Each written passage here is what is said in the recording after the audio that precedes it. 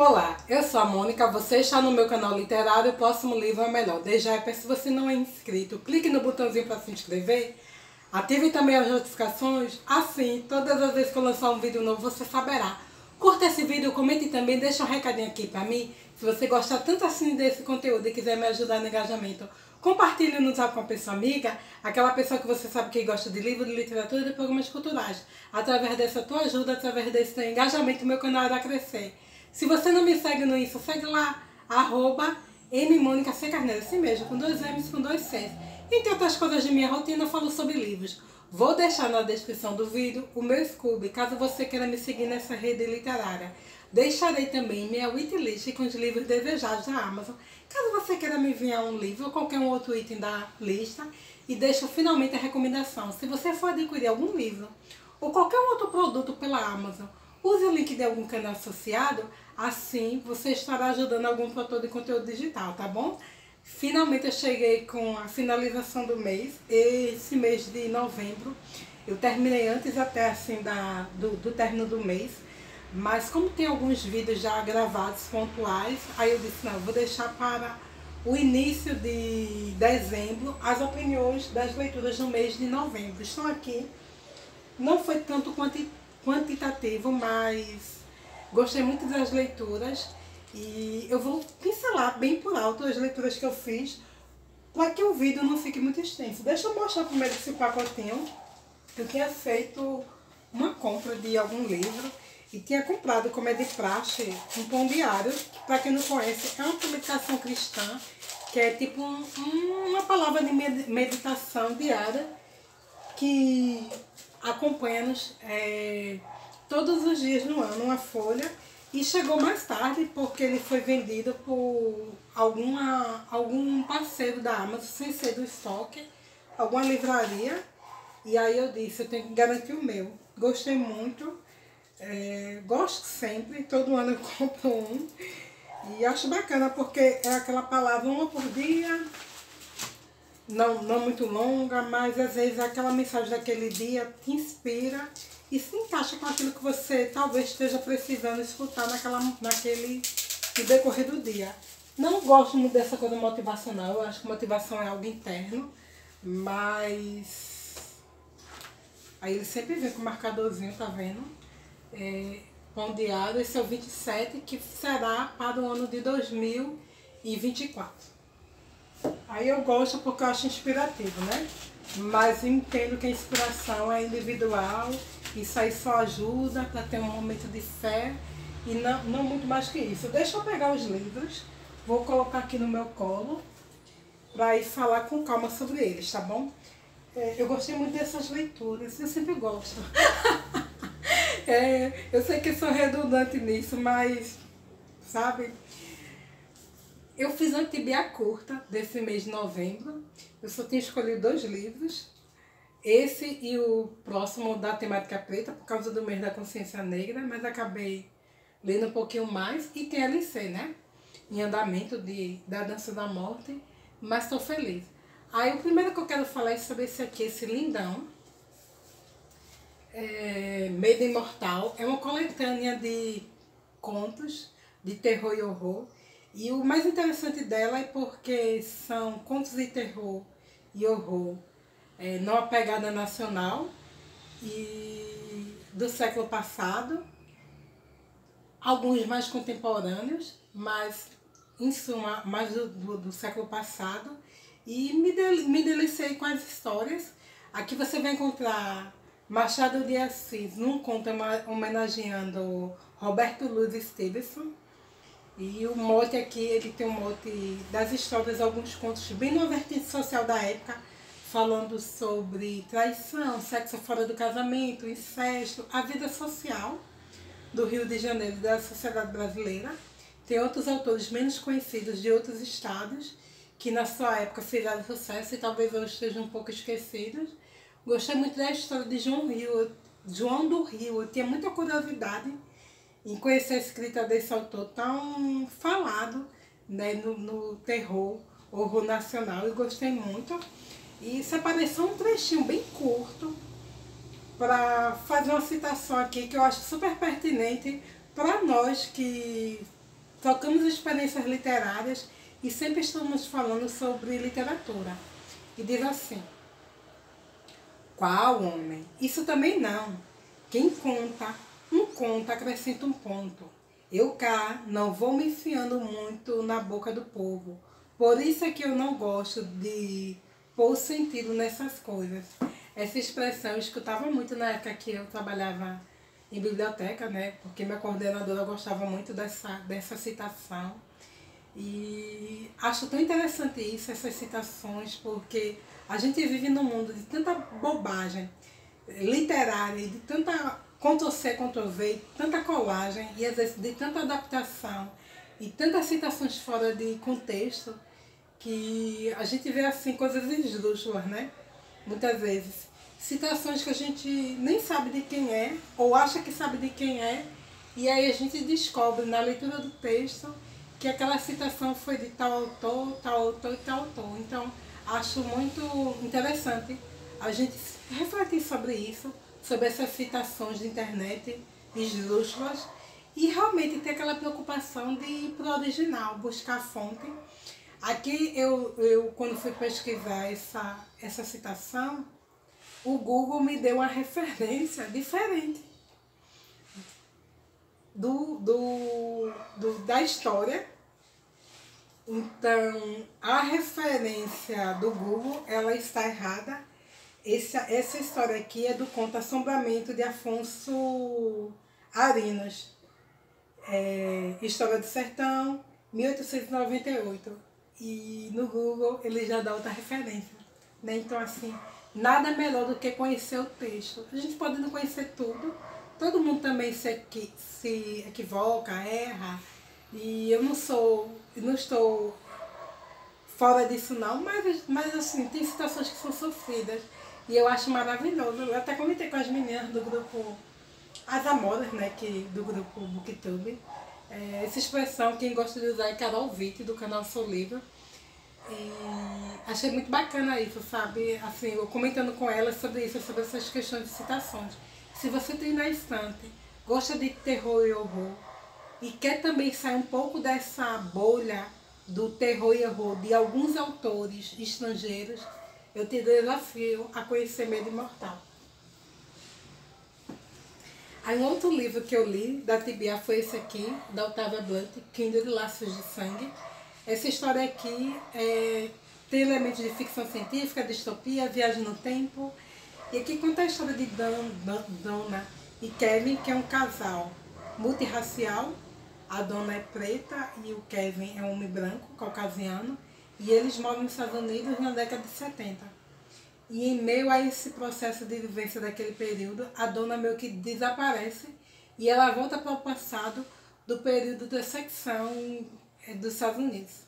E ela sempre volta para o passado porque uma criança, o Rufus, está enrascada. Então o papel da Donna é proteger aquele menino. Por que ela tem que protegê-lo? Porque ela descobre que ela tem uma certa linhagem de parentesco com aquele menino, que é branco caucasiano, tá bom? Então, se ela não protegê-lo das enrascadas, ela também vai correr um sério risco de não viver e não nascer. E é muito sofrido para ela, porque toda vez que ela vem e volta, e até num dado momento o Kevin vai com ela, ela consegue transportá-lo sem querer e depois consegue trazê-lo de volta para a contemporaneidade, mas ela vive o processo de ser escrava, de não ter uma carta de alforria, não conseguir provar sua liberdade, né? E aqui mostra vários elementos da escravidão estadunidense, mas que vai ilustrar um pouco esse processo de escravidão que ela sofreu.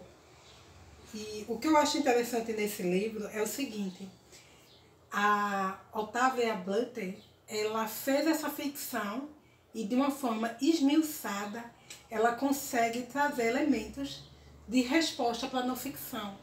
Quem lê literatura preta e conhece a não ficção preta entende do que eu estou falando se leu esse livro, porque quando a gente esmiuça o porquê da conduta e o que aquilo ali representa.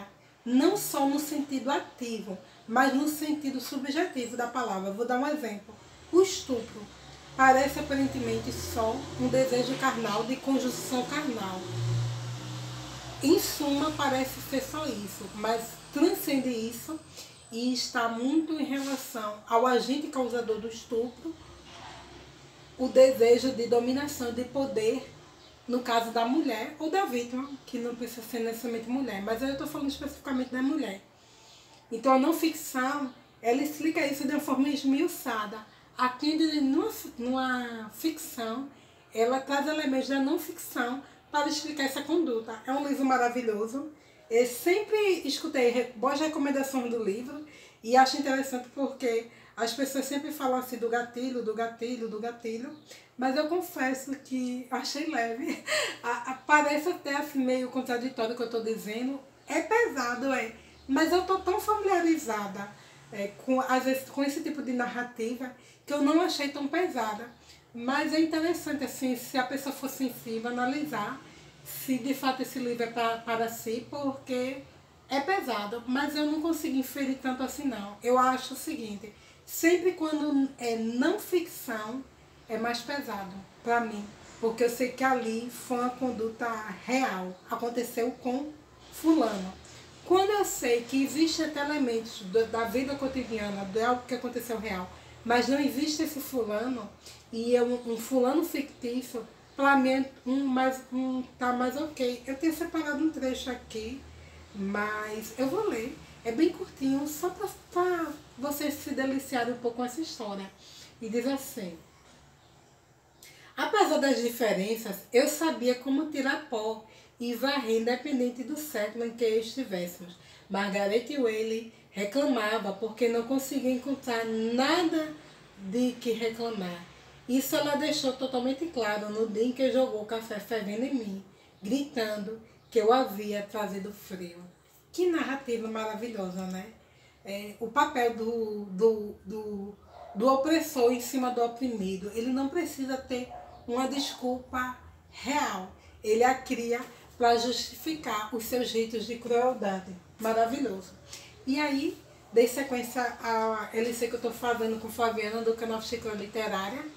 Estou quase no final dessa obra, só falta para o mês de dezembro agora, 350 páginas. E estou empolgada para terminar esse negão. E aqui eu vou me deparar com vários personagens, como a Nadine, que quem leu a obra sabe, é uma figura controversa na história. Aqui vai ter um embate de Abigail e Nadine, um embate dentro de um diálogo subjetivo, em que elas não brigam entre si e nem dizem verdades entre si, mas elas sondam uma a outra, sabendo que cada uma sabe quem é quem e o que está disposto a fazer nesse embate do bem e contra o mal. Aqui a Nadine também ela se mostra como uma figura virginiana e casta, e ela está se guardando para se entregar ao Flag, ao Randall Flag. E talvez alguém que não conheça a narrativa até pense assim, dentro da figura do anticristo, o Randall Flag seria o anticristo? Não. Ele tem elementos de anticristo? Teria. Tô achando incrível, porque tá soltando um plástico. Desse livro novíssimo, 6 meses de comprado, tá assim. Ai meu Deus, suma, melhore. Dentro da narrativa bíblica, o anticristo, ele não terá essa... É só uma curiosidade, tá? Ele não terá afeição à mulher. E dentro, para quem acredita na narrativa bíblica, né? Então eu achei interessante quem colocasse essa coisa de Nadine ser uma virgem, mesmo uma mulher madura, mas virgem, se guardar para se entregar ao Randall Flag, dentro dessa condição carnal de entrega para o capiroto.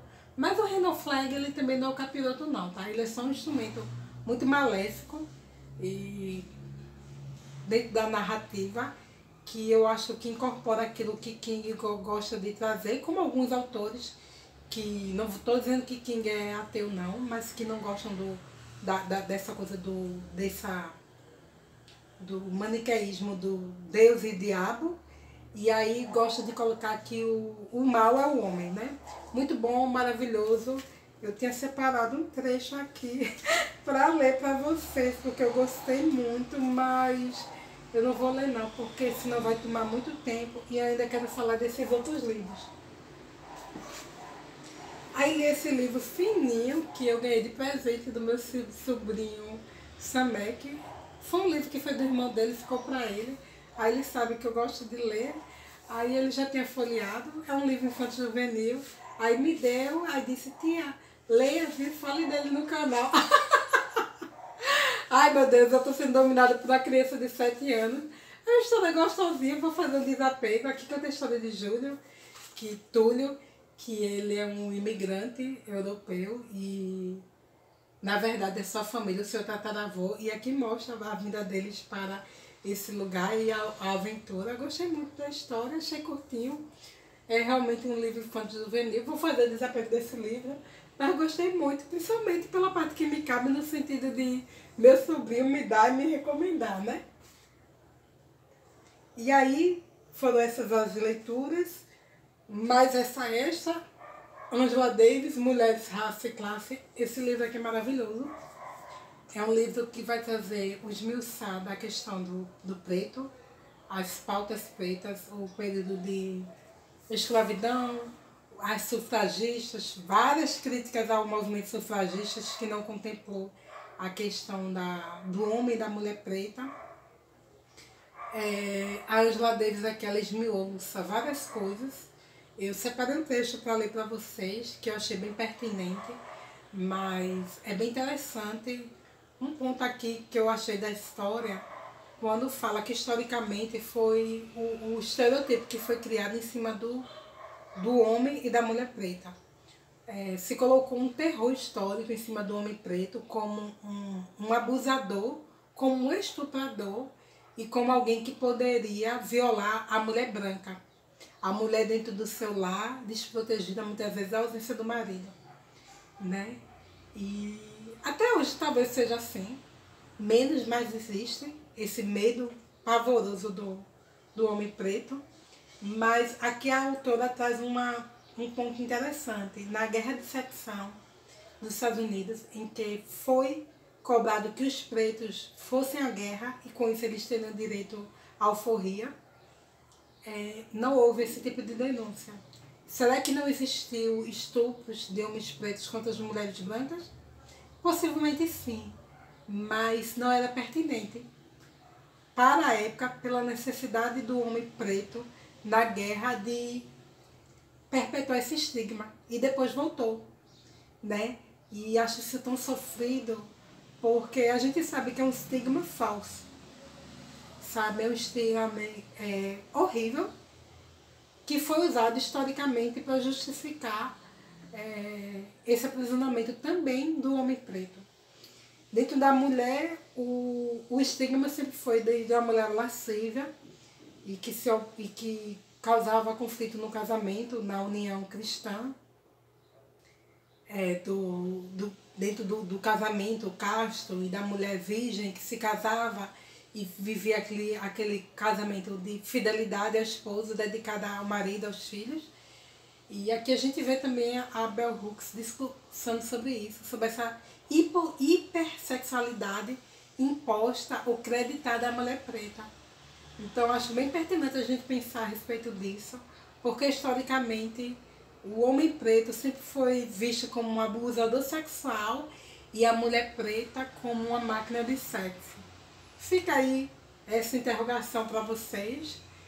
Gostei muito do livro, e principalmente porque aqui fala bastante sobre essa questão do movimento sufragista, que as pessoas veem como perfeito, como o melhor movimento da face da terra. Gosto de algumas coisas, mas acho que foi sofrido nesse esquecimento da mulher preta, sabe? Eu vou ler um trecho, tem vários trechos interessantes, mas só para ilustrar um pouco sobre o que essa obra traz, e diz assim: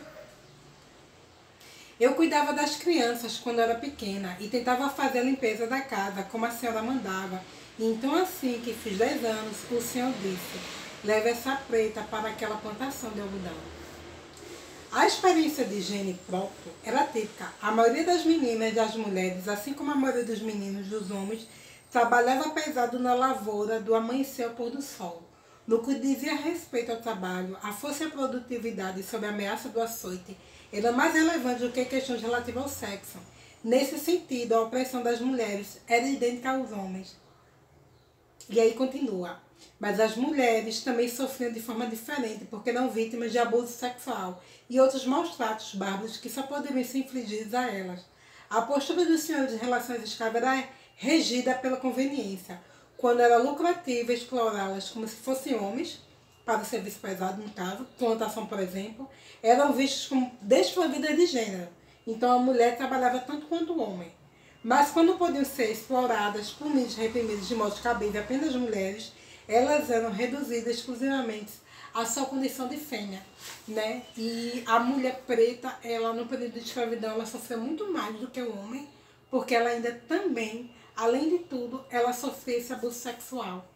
Talvez alguém ache um pouco cansativo esse livro pelo aspecto mesmo da sufragista, porque a autora ela vai trazer muito sobre isso, mas é interessante. Aqui ela vai trazer Sojourner e outras sufragistas e mulheres pretas que endossaram o movimento, fizeram parte do movimento, inclusive mulheres brancas e pretas, está misturado, e é uma super leitura.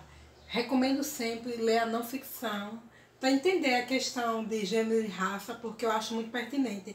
Inclusive, eu não consigo desassociar de fato, e não é possível desassociar a questão do feminismo se a gente não refletir sobre a questão da raça. E aí, como eu li esse, eu queria só deixar como dica, não vou explorar não, mas para quem quiser ler esse livro, eu deixo como recomendação ler Bell Hooks, que é E Eu Não Sou uma Mulher.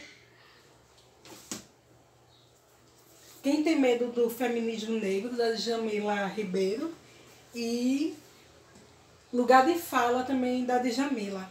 Esse mês da consciência negra eu fiz um vídeo bem especial falando que todo dia é dia de preto. Se eu lembrar, vou deixar linkado.